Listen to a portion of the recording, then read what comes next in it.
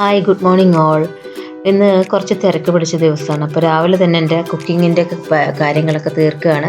രാവിലെ ബ്രേക്ക്ഫാസ്റ്റിന് വേണ്ടിയിട്ട് അപ്പം സ്റ്റ്യൂ ആയിരുന്നു. അപ്പം വെജിറ്റബിൾ സ്റ്റ്യൂ, അതായത് പൊട്ടറ്റോ ഞാൻ യൂസ് ചെയ്ത് കേട്ടോ.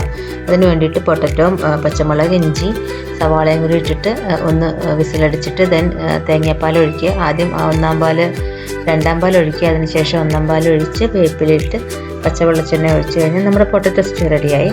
അപ്പോൾ ഇന്നലെ അരച്ച് വെച്ച മാവാണ് ടപ്പത്തിൻ്റെ, അത് ഫെർമെൻ്റ് ആയിട്ടുണ്ട്. അപ്പോൾ സ്റ്റ്യൂ കുട്ടികൾക്ക് കൊടുത്തു, അവരെ സ്കൂളിലിട്ടു. അതിനുശേഷം ഒരു മെഴുകുവരട്ടി വയ്ക്കാൻ വേണ്ടി കൂർക്കയിൽ മഞ്ഞപ്പൊടിയും മുളക് പൊടിയും ഉപ്പൂട്ട് വേവിച്ചിട്ട്, പിന്നെ ചെറിയ ഉള്ളി, കുറച്ച് നമ്മുടെ മുളകുണ്ടല്ലോ, മുളക് ചതച്ചതും കൂടി ഇട്ട് മൂത്ത് കഴിയുമ്പോൾ കൂർക്കയിട്ട് അങ്ങോട്ട് വാട്ടിയെടുത്താൽ മതിയേ. അപ്പോൾ ഇന്ന് ഞാൻ പോകുന്നത് വല്ലാർപാടം എന്ന് പറഞ്ഞൊരു ചർച്ചിലേക്കാണ്. നമ്മുടെ വീടിന് കുറച്ച് അടുത്താണ് കേട്ടോ. ഇത് ഒരു ഇമ്പോർട്ടൻറ്റ് ടൂറിസ്റ്റ് ഡെസ്റ്റിനേഷനാണ് കൊച്ചിയിലത്തെ. ഈ പാലം ഗോശ്രീ പാലമാണ്.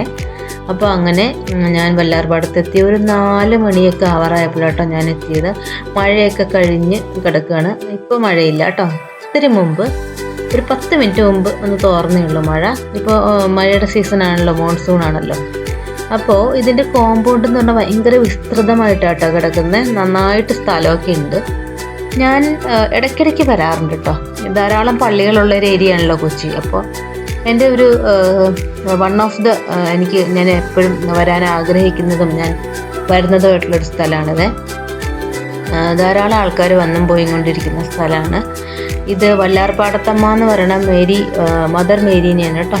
അപ്പോൾ ധാരാളം അത്ഭുതങ്ങളൊക്കെ ഉണ്ടായിട്ടുണ്ട് പണ്ടെന്നൊക്കെ ഞാൻ കേട്ടിട്ടുണ്ട്. എനിക്കതിൻ്റെ കുറേ കാര്യങ്ങളെക്കുറിച്ച് വലിയ വ്യക്തത ഇല്ലാത്തതുകൊണ്ടാട്ടോ ഇവിടെ അത് അധികം വിവരിച്ച് പറയാത്ത. പക്ഷേ എന്തോ എനിക്ക് ഭയങ്കര വിശ്വാസമാണ്. ധാരാളം ആൾക്കാർ വന്നു പോകാറുണ്ട്. ഭേദമന്യേ ആൾക്കാർ വരാറുണ്ട് കേട്ടോ. ക്രിസ്ത്യൻസ് മാത്രമല്ല, എല്ലാവരും വന്ന് തൊഴുത് പോകാറുണ്ട്, പ്രാർത്ഥിച്ച് പോകാറുണ്ട് കേട്ടോ. അവിടെ ഒരു മാസമൊക്കെ നടക്കുന്നുണ്ടായിരുന്നു. ഞാൻ അതിലൊക്കെ പങ്കെടുത്തു. പിന്നെ അവിടെ ചൂല് വെച്ചിട്ട് നമ്മളവിടെ എല്ലാവരും പള്ളിയുടെ ചുറ്റും അടിച്ചു വാരും. അങ്ങനെ ഒരു ചടങ്ങുണ്ട് കേട്ടോ. അതെന്തിനാന്ന് വെച്ചാൽ നമുക്ക് ആ മദർ മേരിയോടുള്ള നമ്മുടെ കമ്മിറ്റ്മെൻറ്റും സ്നേഹവും അതേപോലെ ഗ്രാറ്റിറ്റ്യൂഡും ഒക്കെ കാണിക്കാൻ വേണ്ടിയിട്ടാണ് കേട്ടോ ഈ നേർച്ച. അപ്പോൾ അവിടെ വന്ന മിക്കവാറും ആൾക്കാർ അവിടെ തന്നെ ചൂല് വെച്ചിട്ടുണ്ടാകും. അതെടുത്തിട്ട് അതിന് ചുറ്റും നമ്മളൊന്ന് അടിച്ചു വരും കേട്ടോ. അതിനുശേഷം ഞാൻ മെഴുകുതിരിയൊക്കെ മേടിച്ച് അവിടെ കത്തിച്ച് കുറച്ച് നേരം കൂടിയൊക്കെ പ്രാർത്ഥിച്ച് നല്ലൊരു സമാധാന സന്തോഷമൊക്കെ കിട്ടും. അല്ലെങ്കിൽ നമുക്ക് ഏത് ആരാധനാലയത്തിൽ പോയാലും നമുക്ക് നമ്മുടെ ഒരു പീസ് ഓഫ് മൈൻഡിന് വേണ്ടിയാണല്ലോ പോണത്. ഇവിടെ കുറച്ചും കൂടി ഒന്നാമത്തെ കാര്യം നമ്മുടെ ബാക്ക് വാട്ടേഴ്സിൻ്റെ ഒക്കെ അടുത്താണ്. അപ്പോൾ അതിൻ്റേതായ കാറ്റും ശാന്തതയും ഒക്കെ ഉള്ളൊരു ചേർച്ചാണ് കേട്ടോ.